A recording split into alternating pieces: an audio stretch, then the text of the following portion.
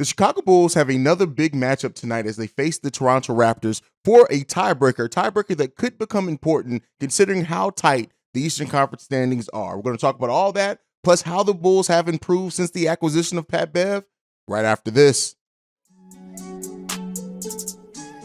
You are now tuned in to Chicago Bulls Central, your number one place for all Chicago Bulls news and content.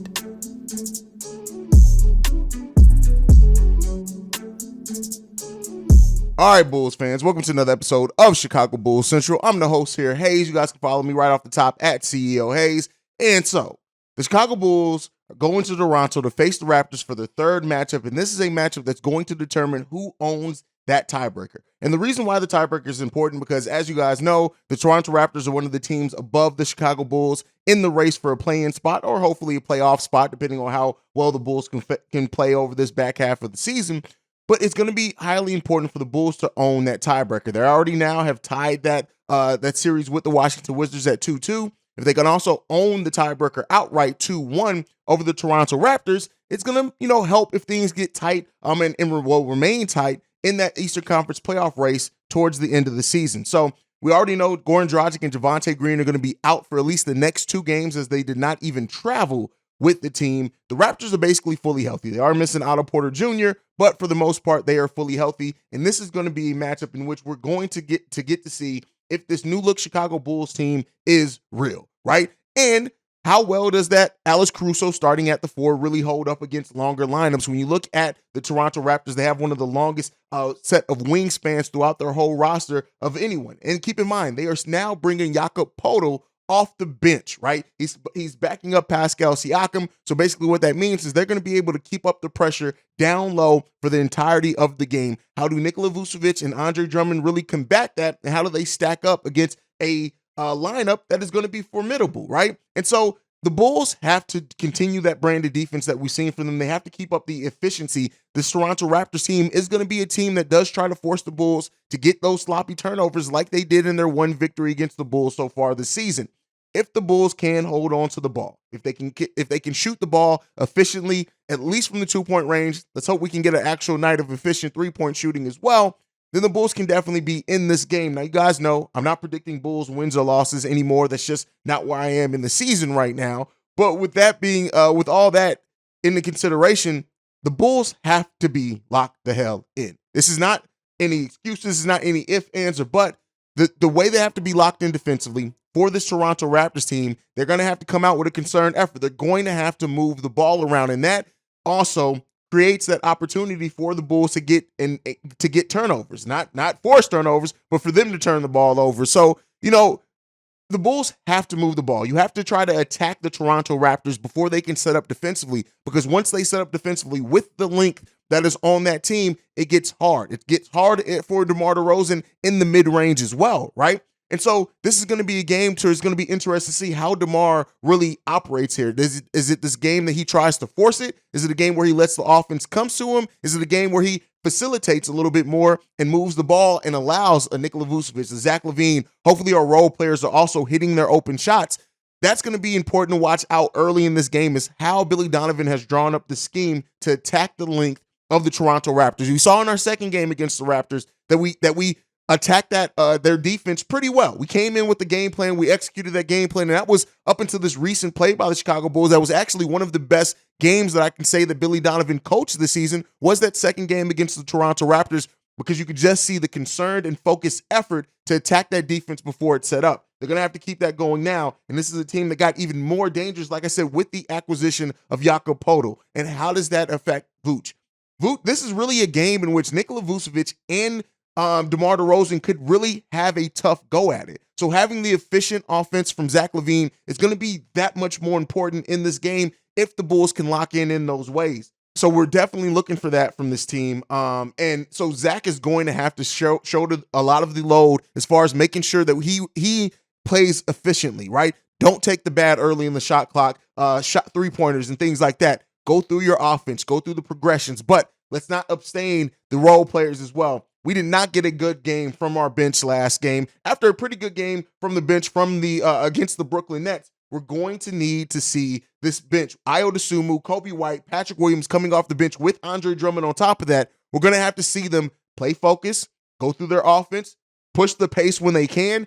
That bench unit, our bench unit now, when pushing the pace, is one of the most dangerous bench units or can be one of the most dangerous bench units in the league if you push that pace. But to do that, you have to rebound well. You have to play solid defense. And the good thing about our bench unit is that we can be great defensively, and that can put the Bulls in a position to where they can get those. If they can also rebound with Andre Drummond being down there, DJJ getting out in transition, that's a team that once they get on the run, and by getting fast break opportunities through solid defense and rebounding, that's where that bench unit can be extremely successful. So we need to see that as well from this team. Now, the Raptors come in, they rank 21st in points per game. They rank 8th in opponents' points per game. They rank 27th in field goal percentage and 19th in rebounds per game. What does that all mean? This is about to be one of those ugly, low-scoring games, potentially. Now, we know the Bulls can kick it into another gear, and they've been the best defense in the league since January 1st. But again, this is a team that, along with the Bulls, doesn't score a lot of points per game, right? Both teams solid defensively and limiting what their opponents get as far as points per game as well. This can be one of those ugly, drag-it-out games that we're going to see if that Bulls' new determination to really, not get down on themselves after runs, to play gritty, to ratchet it up defensively when needed. This is going to be one of those important games to see if that's going to hold true in this game, or if the Bulls can just go through the offense and play a more solid offense throughout it. But I predict this game to be a pretty low-scoring game. Now watch it be one of those games where it's like 123 to 113, but at least, looking at the numbers, I do predict this to be one of those games where whoever can make the most defensive stops, especially if this game is close down the stretch, is going to be able to be the ones to win this game. So again, another team that plays into some of the Bulls' weaknesses, and we can see how it's going to go. This is a team that's also had their own struggles this year. It's not like the Toronto Raptors are blowing the world up. They are in the play-in for a reason. But the Bulls cannot take that for granted. And as they've been saying, every win matters. This is a team that's won 4 out of their last 5 right now. So they are, for the most part, rocking and rolling. They just lost to the Cleveland Cavaliers on Sunday. So we'll see how it comes into this game.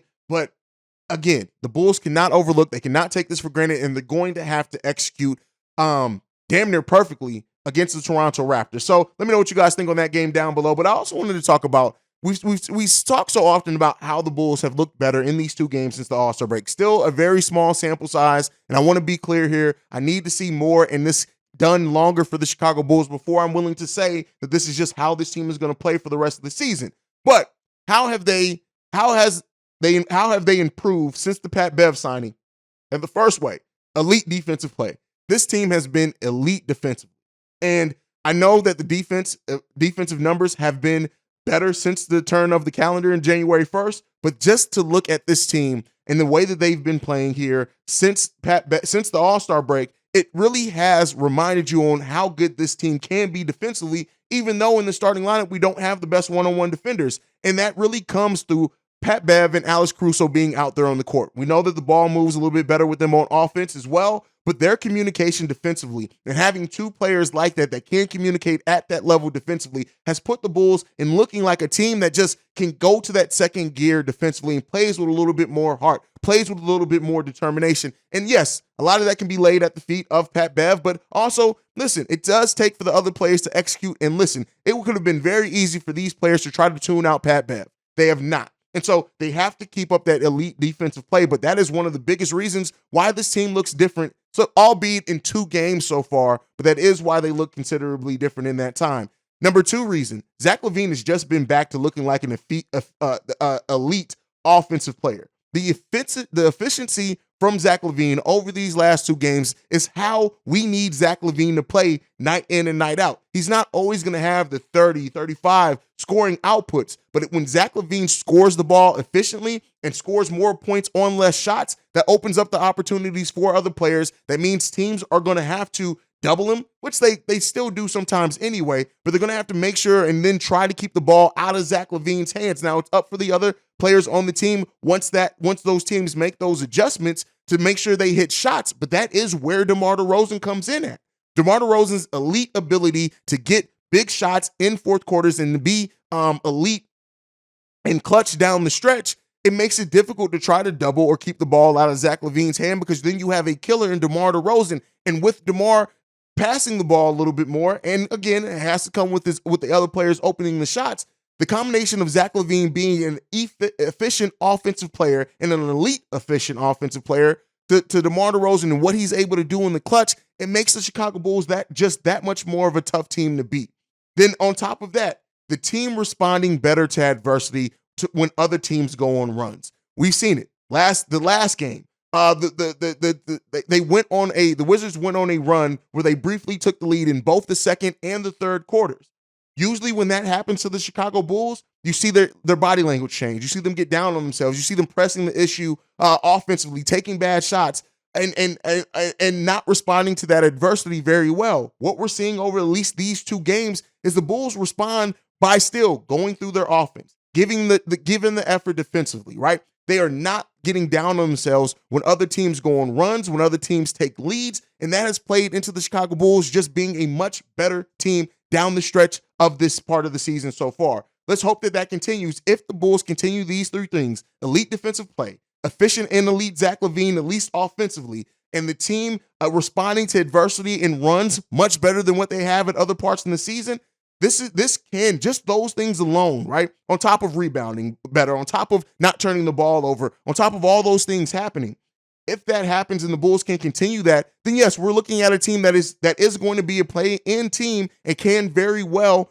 go in a run in the play-in tournament and hopefully to the playoffs. Now, again, I need to see it for way longer before I'm willing to say what the Bulls can and will do in the playoffs. But, I just look at how this team has improved in those areas, and it is tangible. And I still understand the pessimism, right? We've been through so much this season. It's hard to look at what the Bulls have done and just assume that it's going to be maintained throughout the rest of the season.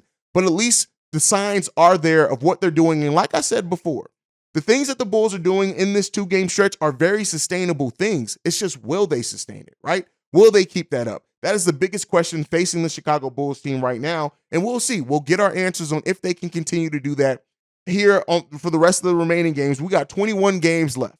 And this last 21-game stretch is going to be highly important, not just for what we do in this postseason, but also how Acme needs to attack the offseason, which next up, we're going to talk about how many wins. How does this team need to finish for Acme to try to sell us on keeping this core together? But first, before we do that, we got to hear from our sponsor, Aura. I'm sure most of you know anyone can find anything on the internet, including your full legal name and personal email, your home address, phone number, and even your relatives. For me, personally, I never took this kind of stuff seriously, that people can take my personal data and use it for their own financial gain.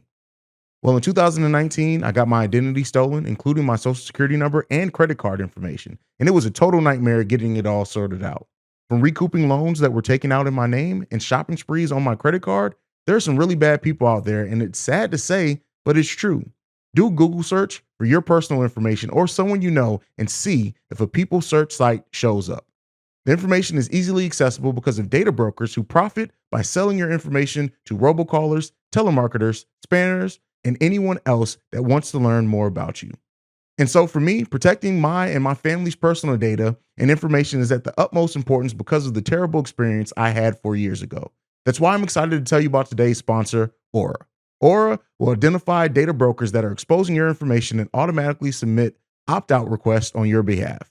They will even opt out of junk mail and telemarketing lists. Aura also monitors your emails and passwords to see if they were involved in any data breach and exposed on the dark web. Aura's app also features VPN password manager, real-time credit card and identity theft monitoring, internet parental controls, and protects your device from malware. Aura has almost every internet safety tool you'll ever need, all inside one app, which is what makes it so amazing, so that you don't have to use multiple platforms and sites to protect yourself. Let Aura do the hard work, keeping you safe online. And if you sign up right now, Aura will give you a 2-week free trial with my link below. You'll be shocked at how much your private information Aura finds exposed over 2 weeks. I was shocked at how much my information Aura was able to find when I was using the app. Go to aura.com/CBC to start your free trial. Also linked in the description, or you can scan the QR code here. Now back to the video. All right. So looking at this team and what they need to do, or what can happen if this team finishes this season strong, right?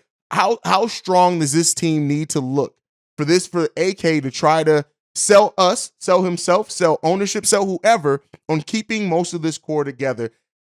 Here's what I'll say, right? As much as I've been very vocal in saying that I don't think anything happens to change what needs to be done and how many changes this roster needs. Let me talk about the flip side of that. You guys know my opinion. That is my opinion. But one thing I always try to do here is look at both sides, not just act like I know the answers, but look at both sides of it. So if AK does want to try to keep this core together, what does this team need to do that? And I would say this, not only do they need to go on a hellacious run through the play-in tournament, they actually need to win more than one playoff game if they get into a playoff series, right? Meaning that they have to.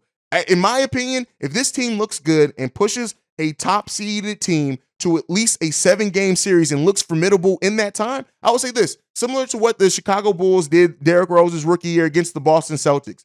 If this Bulls team can go on a similar run to that and then face whatever team they face in the opening series of the playoff series, and they push that team and look like they are going punch for punch with that team, I think that at that point, that may be enough signs for AK to say, hey, listen, we looked so much better, and this was a season that we missed Lonzo Ball most of the season. We didn't have Pat Bev most of the season. If you think that Lonzo Ball is coming back, or you lock in Pat Bev on a contract to keep him and bring him back here, at that point, I think that may be enough to say you still need to do other things, right? You still then maybe look at maybe getting out of Marco's contract, letting one of Io or Kobe White walk, maybe Javonte Green too, because he has not been here on the stretch, and especially if he does not come back before the end of the season. But I think you may look at those things and the spots that those open up for the Chicago Bulls and may be able to sell it on, hey, we're going to add the rebounding and shot blocking and length that we said we were going to add last season. We're going to add some more shooting to this team and split the mid-level exception up in those ways. We're going to use sign-in trades if Kobe does walk to bring in a player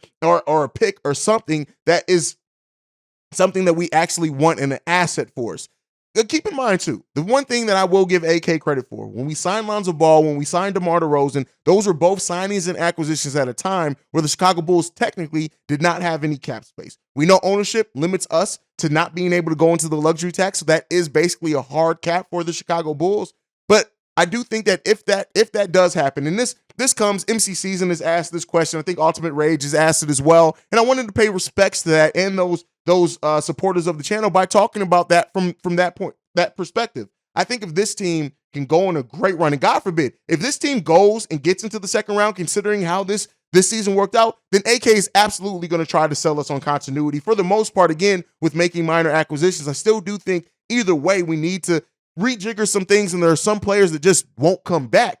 But I do think that that's what would need to happen for AK to try to even remotely sell us on the concept of continuity once again. So we'll see if what happens. We'll see if it gets. I'm not too high on the chances of that, but we'll see what can happen. We'll see. You know, it's a wild season. Anything can happen with the way that the Bulls have been playing right now. It's really brought back a lot of that optimism around the team, but they need to sell it. You need to end and finish this season strong for the optimism to ride into the offseason. So let's see what this team can do. But that is it. It's game day as well, so I will have my pregame, halftime hangout, and postgame live streams all going tonight, so make sure you're tuned in and subscribe to the channel for that. But otherwise, that's it for us for today. Make sure you follow the show at Bull Central Pod. You can send us any feedback, questions, comments, concerns, bullcentralpod@gmail.com. And then lastly, if you want to leave us a text message and our voicemail, the number to do so, 773-270-2799. We are the #1 spot for everything Chicago Bulls related because of you guys. And like I like to end every episode on, go Bulls. Love you guys. See red if you can. Peace, y'all. This has been a presentation of the Break Media.